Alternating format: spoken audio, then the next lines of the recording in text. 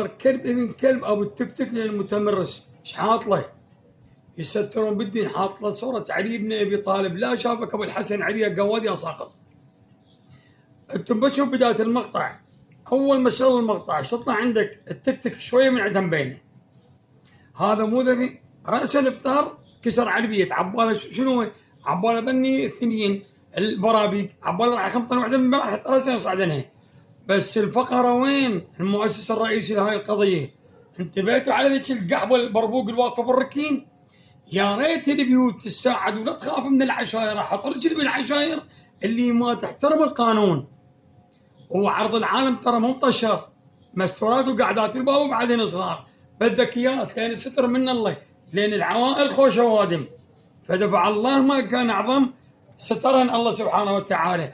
البربوق البركين هاي تلقاها من المنطقه، يا ريت اهل المنطقه يساعدون على هاي المرض. هاي هي النقطه الرئيسيه للبلاء بالمنطقه. هاي العلاسه رقم واحد. كم وحده عاسه من الاطفال؟ هاي البربوق تنتبهون عليها. الدبس زياد راح يجي واحد قواص ساقط وجهه مثلث مدري مربع، حشو ما اقول وجوهكم. انا احترق قلبي، تدرون من البارحه اليوم اريد ابلش فيه المقطع ما اقدر. طبيت عليه من كل تفاصيله. يمه ما اعرف اسوي.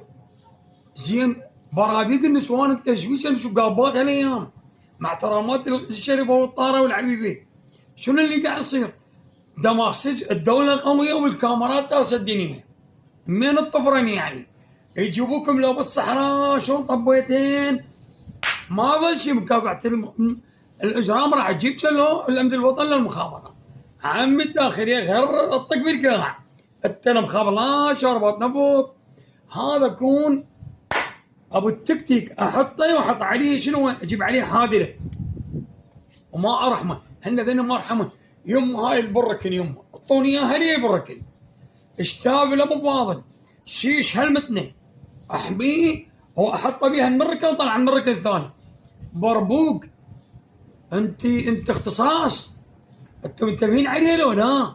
انتم لا تنتبهون بس على اثنين، هذول نعوفون ذن الاثنين هيك حابل بالباب. انت تبي على هذا حاصرت علي بن ابي طالب شلون فرح على السريع عبال المي راح تنخمط الصغيره بس الله الحافظ. وذيك هاي يسموها العلاسه، سيد عماد الاعرجي.